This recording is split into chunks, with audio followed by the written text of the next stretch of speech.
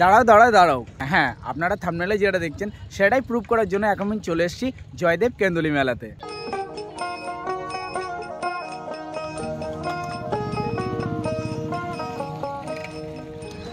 আর এখন আমি যে এরিয়াটায় দাঁড়িয়ে আছি সেই এরিয়াটা হচ্ছে পার্কিং এরিয়া। হ্যাঁ, এই পার্কিং এরিয়াটা এখানে দেখার মতো, বিকজ এই যে যতটা খোলামেলা জায়গা আপনারা দেখতে পাচ্ছেন, যে টোটাল জায়গাটা হয় পার্কিং, মানে জয়দেব কেন্দুলি মেলার যে পার্কিং হয় সেটা কিন্তু বিশাল বড় হয়, প্রচণ্ড বড়। মানে এই যতটা জায়গা আপনারা ফাঁকা দেখতে পাচ্ছেন, এই টোটাল ফাঁকা জায়গাটায় গাড়িতে ভর্তি হয়ে যায়।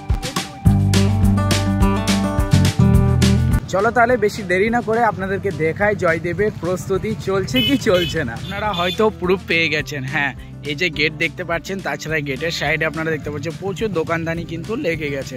তাছাড়া এই জায়গাটা এখন পুরো সেজে রেডি হয়ে গেছে। এই যে পুরো রাস্তাটা মানে ব্রিজটা, যে পুলটা রয়েছে যেটা বানানো হয় সেটা কিন্তু পুরো একদম সেজে রেডি হয়ে গেছে। চলো আগে যেয়ে পুরো আপনাদেরকে দেখাবো কোথায় কি হয়েছে।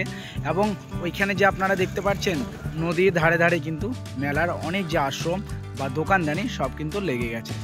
আর এই যে দেখতে পাচ্ছেন নানা প্রকারে, যেরকম জয়দেব মেলা আপনারা আসবেন এরকম রাস্তার ধারে ধারে আপনারা অনেক প্রকারের মূর্তি, মানে ঠাকুরের যে মূর্তি হয়, প্রতিমা হয়, সেগুলো কিন্তু এখানে আপনারা দেখতে পাবেন। আর দেখতে পাচ্ছেন প্রায় চারিদিকে কিন্তু রেডি হয়ে। আর আমি এখন এ হাতে বানানো যে পুল আছে বা ব্রিজ আছে বা সেতু আছে সেটা আমি বের করছি এখন। আর দেখতে পাচ্ছেন এই হচ্ছে অজয় নদী। এই নদীতে প্রায় অনেক পুণ্যার্থীরা স্নান করতে আসবে মকর সংক্রান্তির সময়।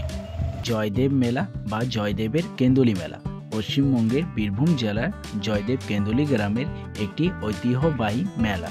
প্রতি বছর মকর সংক্রান্তির দিন পূর্ণ স্নানের মাধ্যমে এই ঐতিহ্যবাহী মেলা শুরু হয়। জয়দেব মেলার বাঁ সাইডে যেদিকে কি সব আশ্রমগুলো লাগে দেখতে পাচ্ছেন, এগুলো সব হবে আশ্রম। এই সাইডে দেখুন এখন কাজ চলছে প্রস্তুতির, এই সাইডেও চলছে, মানে প্রচুর আশ্রম। এগুলো যতগুলো দেখতে পাচ্ছেন আপনারা, যতগুলো এই মণ্ডপের মতো রেডি হচ্ছে, এগুলো সব কিন্তু আশ্রমের জন্য রেডি হচ্ছে। এখানে প্রচুর আশ্রম হয়, দেখতে পাচ্ছেন জায়গাটা খুব সুন্দর। এখানে কারেন্টেরও ব্যবস্থা কিন্তু রয়েছে, মানে এখানে পুরো লাইটিংয়ের ব্যবস্থা থাকে, এমন নয় কোনো অসুবিধা হয় লাইটিংয়ের। তাছাড়া এখন কাজ জোর কদমে চলছে, প্রস্তুতি হাতে আর মাত্র দুটো দিনের পরেই কিন্তু এখানে আমরা জয়দেবের বিশাল কেন্দুলি মেলা, যেটা জয়দেব কেন্দুলি মেলা নামে পরিচিত, সেটা আমরা দেখতে পাবো। এই যে বিশাল বিশাল দেখতে পাচ্ছেন গেট বানিয়েছে, খুব সুন্দর কালারিং, এগুলো সব হবে আশ্রম। এখানে চলবে বাউল সংকীর্তন, সব রকমের গান বাজনা এই ভেতরে চলবে। দেখতে পাচ্ছেন খুবই সুন্দর ডেকোরেশন করা হয়েছে। আর এরকম নানা প্রকারের আশ্রম আপনারা চারি সাইডে দেখতে পেয়ে যাবেন, এ সাইডেও প্লাস আপনারা রোডের ওই সাইডেও আপনারা দেখতে পেয়ে যাবেন। অজয় নদীর পাড়ে ছোট গ্রাম জয়দেব কেন্দুলি। নদীর পাড়ে বাউল আখাড়ায় বসেছে জমজমাট গানের আসর। প্রতি বছরই এই সময়টায় অপেক্ষার দিন গণেন বাউল প্রেমী মানুষজন। মকর স্নানের দিন থেকে শুরু হয়ে যায় গান বাজনার মেলা এবং উৎসব।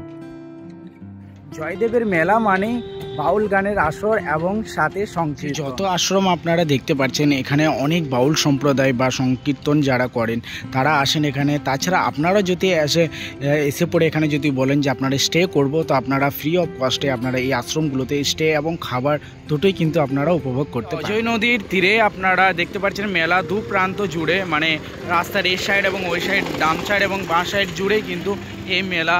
এটাই কোনো সন্দেহ নেই কি মেলা বসেছে আবার দোকানদানি বসবে না। হ্যাঁ, মেলা তো বসেই গেছে বলা যায়। দেখতে পাচ্ছেন চারিদিকে প্রচুর পরিমাণে দোকানদানি কিন্তু লেগে গেছে। আর এখন অনেক দোকান যেগুলো লাগতে বাকি তার সামানপত্রগুলো রাখা হয়েছে। আর কি কি বসেছে দোকানে, চলো দোকানদানিগুলো একটু দেখিয়ে দিই। মেলাতে কি নাগরদোলা বসেছে? অনেকের তো প্রশ্ন থাকে আবার নাগরদোলা, চলো নাগরদোলা দেখি বসেছে কি না। একটু আশা আমার নিরাশা হয়ে গেল, কারণ এখানে যে বোলপুরে নাগরদোলা দেখতে পেয়েছিলাম আমরা বোলপুরে পৌষ মেলায়, সেরকম নাগরদোলা কিন্তু এখানে দেখতে তো পাচ্ছি না। এখন আমি একটা ছোট্ট মতো পাচ্ছি, চলো আপনাদেরকে একটু দেখাই। এই যে দেখতে পাচ্ছেন এখানে একটা নাগরদোলা এখন লাগানো হচ্ছে। আমার যতটা সম্ভব আমার মনে হয় কি অনেক নাগরদোলা আরও লাগবে ওই জায়গাগুলোতে ফাঁকা, ওই জায়গাগুলোতে এখনও লাগানো হয়নি, যেগুলোকে অন দ্য ওয়ে হয়তো আসছে এখনও রাস্তায়। তাছাড়া বাচ্চাদের যে ট্রাম্পোলিন সেগুলো কিন্তু চলে এসেছে, দেখতে পাচ্ছেন এখানে ট্রাম্পোলিন লেগে গেছে, এখানে একটা, ওইখানে একটা, ফির ওইখানেও একটা রয়েছে। আর এই জায়গাটা টোটালি যে নাগরদোলো বা সব রাইডগুলো বসে, আর আই থিঙ্ক আমার মনে হয় দেখুন এগুলো সব হচ্ছে রাইড, এগুলো সব ঢাক দিয়ে রাখা হয়েছে এখন, এগুলো সব কিন্তু লেগে যাবে। কী ঠাকুর বানাচ্ছিস ভাই এটা? তুই নিজে বানিয়েছিস এটা? তুই নিজে বানিয়েছিস? কালারটা তুই নিজেই করছিস তাই তো? কি নাম তোর? আমর। এরপর আর কি কি কালার হবে এটাতে? আর চোখগুলো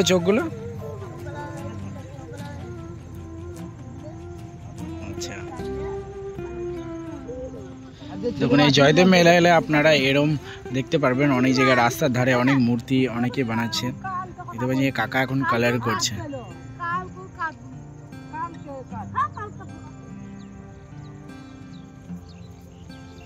আর এই পশ্চিম বর্ধমান থেকে আপনারা বীরভূম জেলা যখনই ঢুকবেন তখনই আপনাদেরকে একটা এরকম একটা পার্চি কাটতেই হবে, মানে এরকম একটা টিকিট কাটতে হবে, যেটাকে আপ ডাউন 20 টাকা, মানে যাওয়া 10 টাকা, আসা 10 টাকা, আর রিটার্ন দুটো মিলে পরে যদি আপনারা দুটো করান আসা যাওয়া তো 20 টাকা নেবে।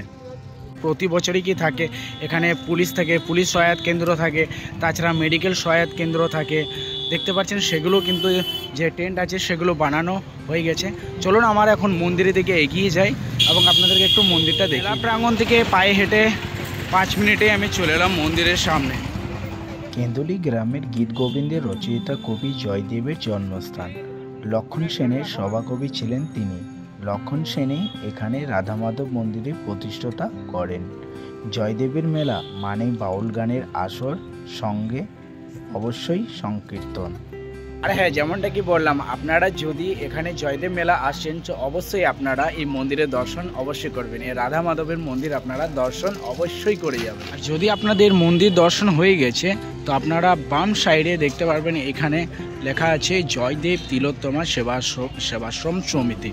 এই সেবাশ্রম সমিতির ভেতরে আপনারা কি দেখতে পাবেন সেটা আপনাদেরকে একটু দেখিয়ে দিচ্ছি। যেখানে প্রতি বছর বাউল সম্প্রদায় বা কীর্তনীয়রা যারা আসে তারা এই মঞ্চকে ঘিরে পুরো দারুণভাবে প্রোগ্রাম করে। এবং এই জায়গাটা যে ফাঁকা দেখতে পাচ্ছেন, এই জায়গাটা অল্প ফাঁকা থাকে না, এখানে প্রচুর পরিমাণে ভিড় থাকে। যারা কি বাউল সম্প্রদায়ের গান বা যারা কি কীর্তন শুনতে ভালোবাসেন তারা কিন্তু এখানে বসে এখানে কীর্তন উপভোগ করেন। দেখতে পাচ্ছেন এই হচ্ছে সেই মঞ্চ, এই তিলোত্তমা স্মৃতি কীর্তন ও বাউল মঞ্চ। এই মঞ্চে আপনারা প্রতি বছর মকর সংক্রান্তির সময় প্রচুর পরিমাণে মানুষজন এখানে ভিড় করে এখানে সংকীর্তন এবং বাউল লোকগীতি শোনার জন্য। তাছাড়া এই মঞ্চকে পেরিয়ে পড়ে এক্স্যাক্টলি তার একটু আগে যেয়ে পরে আপনারা একটা খুব সুন্দর মন্দিরও দেখতে পারবেন, সেই মন্দিরও দর্শন কিন্তু আপনারা করতে পারবেন। আচ্ছা, এবার আপনাদেরকে কিছু ইনফরমেশন দিয়ে দিই। যেরকম এই মেলার অফিসিয়াল ডেট, মানে মেলা কত তারিখ থেকে কত তারিখ পর্যন্ত থাকবে, সেটা হচ্ছে 14 তারিখ থেকে শুরু হয়ে যাবে এই মেলা এবং 17 তারিখ পর্যন্ত এই মেলা রয়েছে। তাছাড়া আরও কিছুদিন তো ভাঙা মেলা থাকে, সেটা আপনারা দেখতে পারবেন। আর হ্যাঁ, আসবেন কিভাবে? দুর্গাপুর থেকে আপনারা বাস পেয়ে যাবেন। তাছাড়া এর জন্য নিয়ারেস্ট রেলওয়ে স্টেশন বলি তো বোলপুর রয়েছে। তাছাড়া দুর্গাপুর রেলওয়ে স্টেশনও আপনারা নামতে পারেন। যাওয়া আসার রোড ব্যবস্থা খুবই ভালো বলা যায়। তাছাড়া আপনারা এরকম প্রাইভেট গাড়ি বুক করে আপনারা এখানে বীরভূম জয়দেব মেলা 2025-এ আসতে। আশা করি ভিডিওটা আপনাদের ভালো লেগেছে। যদি ভালো লেগে থাকে তো ভিডিওটাকে অবশ্যই শেয়ার করে দিন আর একটা লাইক অবশ্যই করবেন। চলুন দেখা হবে অন্য কোনো ব্লগে। আজকের জন্য বা সেইটুকু, বাই বাই।